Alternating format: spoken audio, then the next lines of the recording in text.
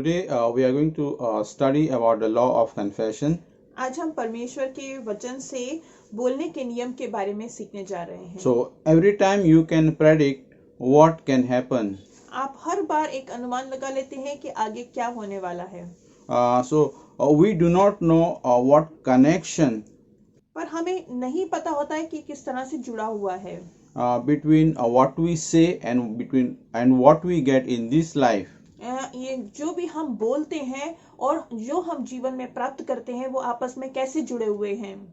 So you can speak life or you can speak death. आप मृत्यु बोल सकते हैं और जीवन भी बोल सकते हैं। We think words are just noise हमें ऐसा लगता है कि जो शब्द हैं वो सिर्फ एक आवाज है or they are just sound, और वो एक ध्वनि की जैसे हैं, but words are spirit. परंतु जो शब्द हैं वो आत्मा है। So your spirit is a bag that holds words. और आपकी आत्मा एक थैले की तरह है जिसके अंदर वचन भरे हुए हैं। And when you come under any attack, और जब आपके जीवन में कोई भी प्रहार या आक्रमण होता है, and whatever words are in your bag, they come out. और उस समय जो भी वचन या शब्द आपके थैले में भरे होते हैं वो आपके मुख से बाहर आते हैं। And demons are waiting on your mouth. और जो शैतान है वो तैयार है आपके मुंह के ऊपर। So their job is to lose your tongue. और शैतान इस बात का इंतजार करता है कि वो कब आपकी जीभ को ढीला करे। So they want to say something और वो ऐसा बोलना चाहता है that God did not say. जो परमेश्वर ने नहीं कहा है। So you could be saying something और आप कुछ भी ऐसा बोल सकते हैं where God is not the author of. जिसे कि परमेश्वर ने नहीं रचा है।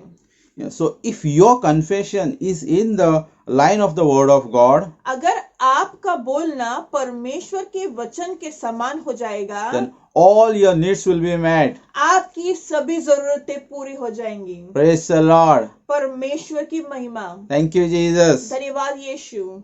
So we were never designed to say something we do not want.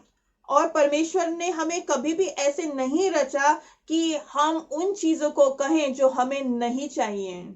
So I'll repeat. We were never designed to say whatever we want. हमें परमेश्वर ने ऐसा कभी भी नहीं रचा है कि हम जो चाहें वो बोलें।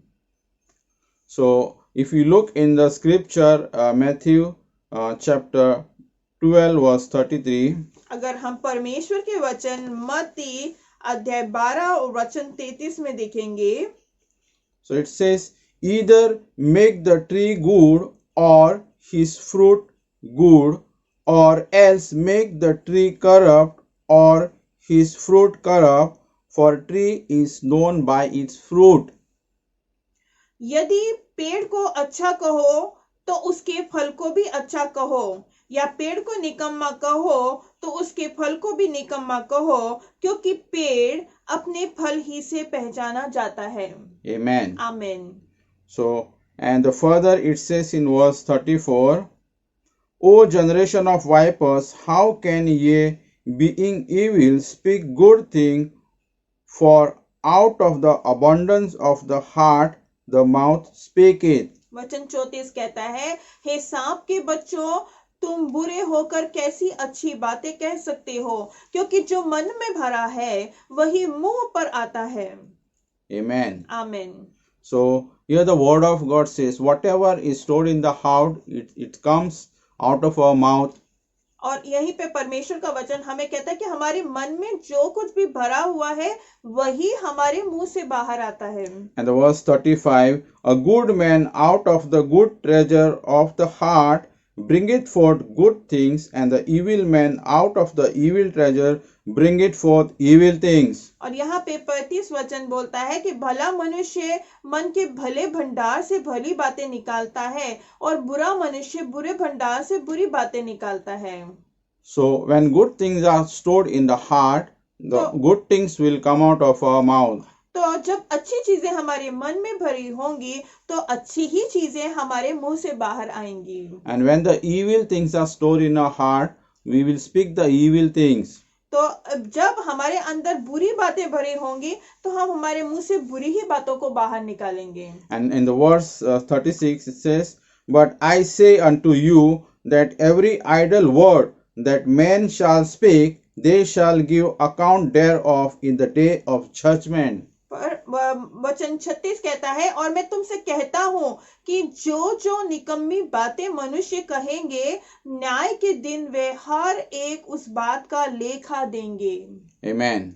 आमीन। So Jesus is saying, whatever idle word we are using, we are accountable on the day of judgment.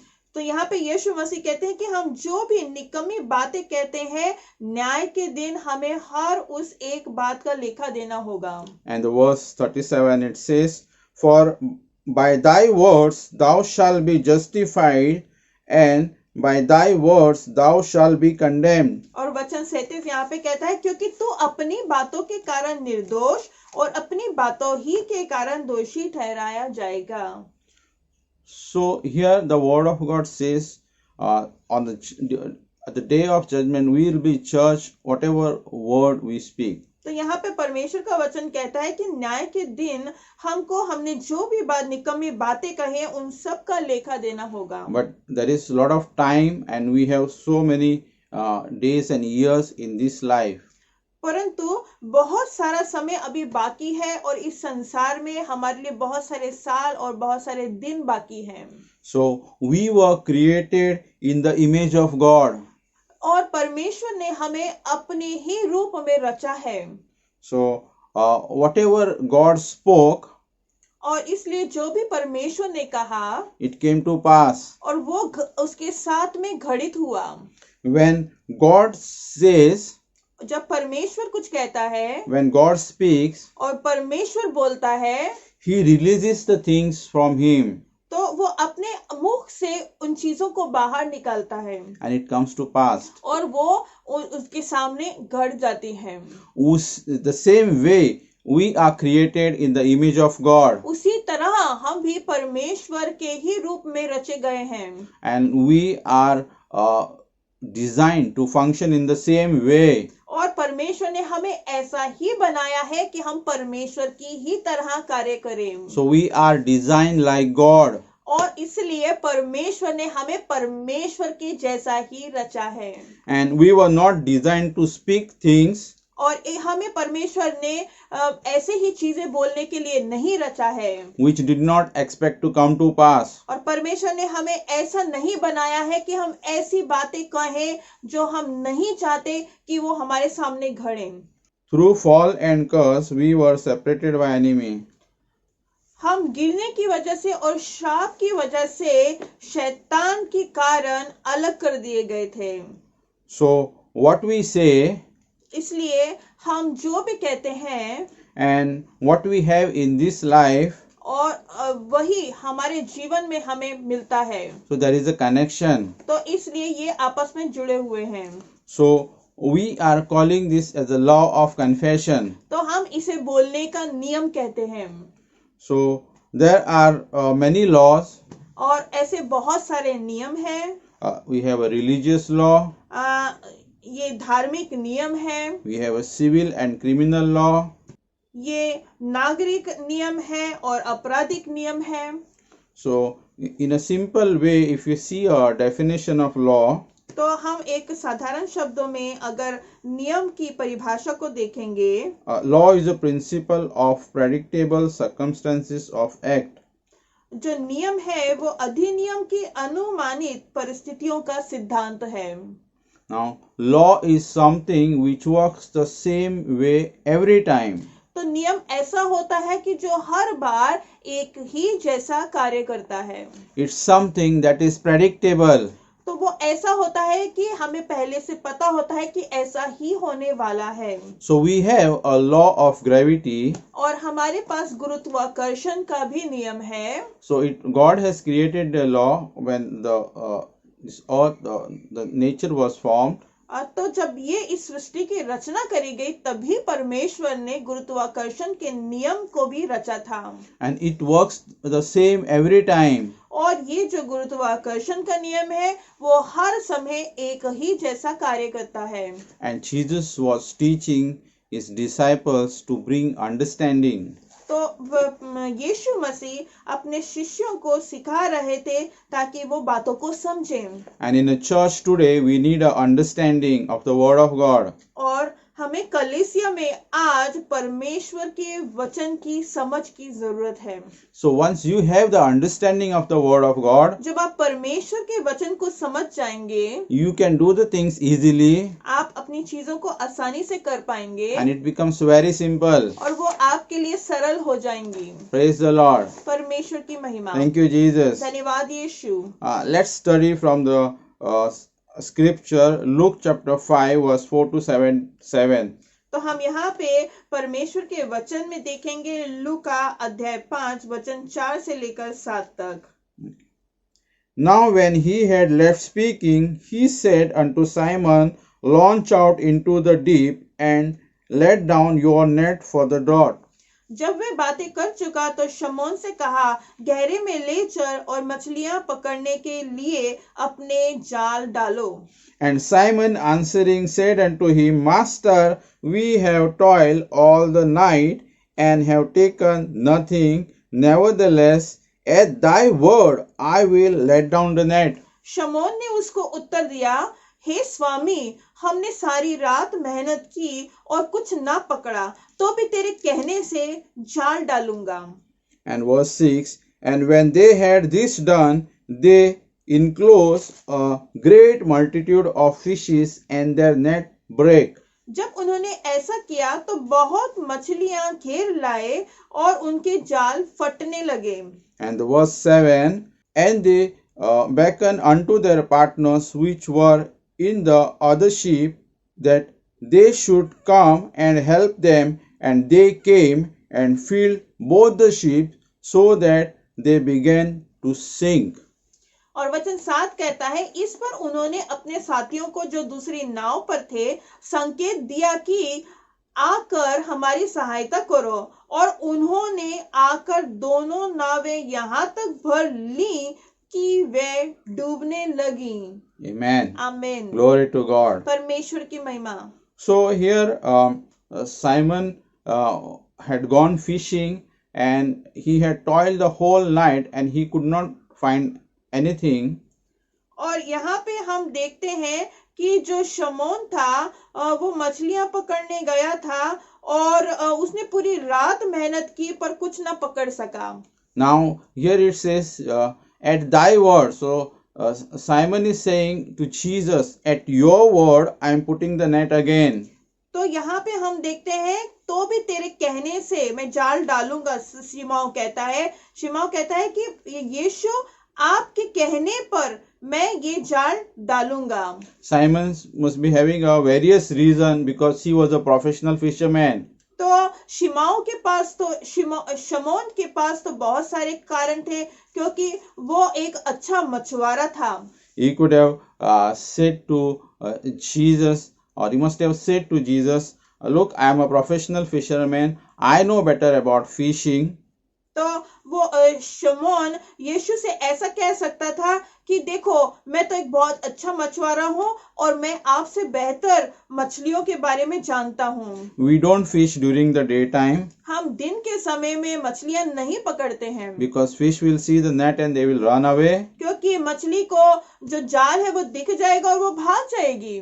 And I have toiled the whole night and could not find anything. और मैंने तो सारी रात मेहनत की और कुछ ना पकड़ा।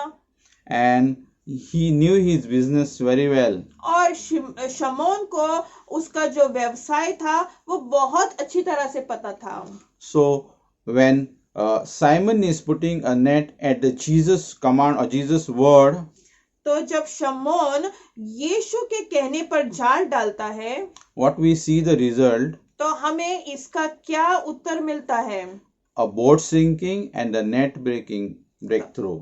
तो हम देखते हैं कि उनकी जो नाव थी वो डूबने लगी और जाल फटने लगे, क्योंकि इतना भरपूर मछलियां उन्हें मिल गई थी। Amen. आमीन। So he called his partner, और वो उनकी सहायता करने वालों को बुलाते हैं, and when his partner arrives, और जब उनके साथी आ जाते हैं and they also load the fish into their boat, और वो भी अपनी नाव में मछलियां डालने लगते हैं, their boat starts sinking again. उनकी भी जो नाव होती है वो भी डूबने लग जाती है। And Simon Peter was astonished at this catch. तो जो शमौन था ये देखकर एकदम चौंक गया था कि इतनी मछलियां कहाँ से आ गईं। So what do you understand from this?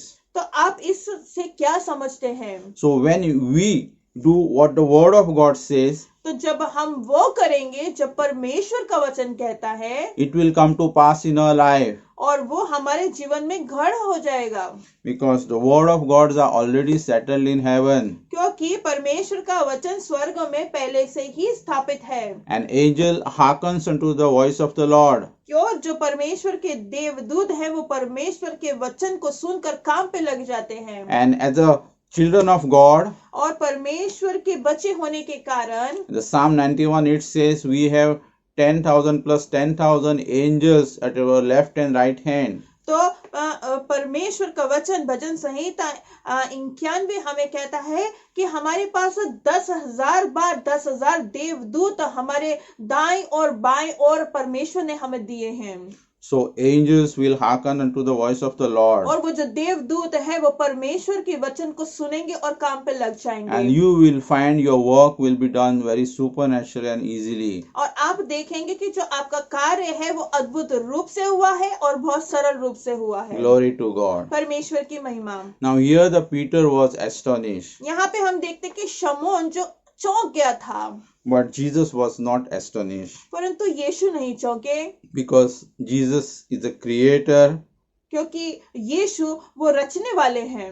and when creators gives the command, और जो रचने वाला होता है जब वो आदेश देता है, everything whatever he says is comes to the pass. वो जो भी आदेश देता है वो घड़ जाता है। So God has designed us in the same way, और परमेश्वर ने भी हमें इसी तरह से बनाया है, and that's the reason we need to speak the word of God, और इसीलिए ये जरूरी है कि हम परमेश्वर के वचन को बोलें, so that every dead situation in our life, और तो ऐसा करने से कोई भी मरी हुई परिस्थिति हमारे जीवन में it will change वो बदल जाएगी। supernaturally, अद्भुत रूप से वो मरी हुई परिस्थिति बदल जाएगी, because Jesus knew whatever he says it will come to pass. क्योंकि यीशु को पता है उन्होंने जो भी कहा है वो घड़ित होके ही रहेगा, Because Jesus knew the law is predictable, क्योंकि यीशु को पता था कि नियम ऐसा है जो हर समय काम करता है, and the law works the same every time. और परमेश्वर ने जो नियम बनाए हैं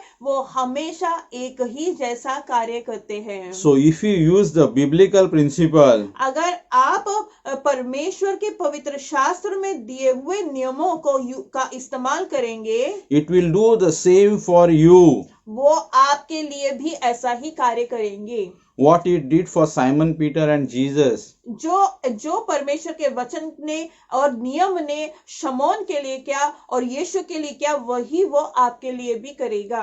totally predictable. और वो पहले से अनुमानित होगा कि आपको पता है कि आप जो बोल रहे हैं वो आपके सामने घड़ित हो जाएगा। So confession is law.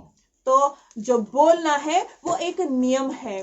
So my beloved brothers and sisters, तो मेरे प्यारे भाइयों और बहनों, immerse yourself in the word of God परमेश्वर के वचन में डूब जाइए and speak what God said for you और वही बोलिए जो परमेश्वर आपके लिए बोलता है through the Holy Bible. पवित्र शास्त्र से। These are the promises what God said for us. पर ये परमेश्वर ने हमारे लिए वचन दिए हैं, सिर्फ हमारे लिए ही, Not what present circumstances are speaking in your life. आप वो ना बोलिए जो आप अभी इस समय आपके जीवन में देख रहे हैं।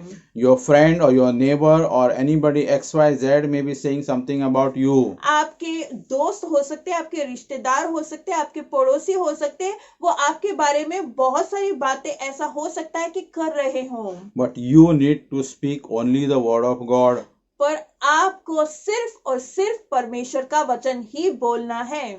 To give a life to every dead situation in your life. आपके जीवन में हर एक मृत परिस्थिति को जीवन देने के लिए आपने सिर्फ और सिर्फ परमेश्वर का वचन ही बोलना है। Glory to God. परमेश्वर की महिमा। Hallelujah. Hallelujah. Praise you, Jesus. यीशु, हम आपकी स्तुति करते हैं। Thank you, Jesus, for your word. धन्यवाद यीशु आपके वचन के लिए। Your word is living and active. आपका वचन जो है वो जीवित है और वो कार्यशील है।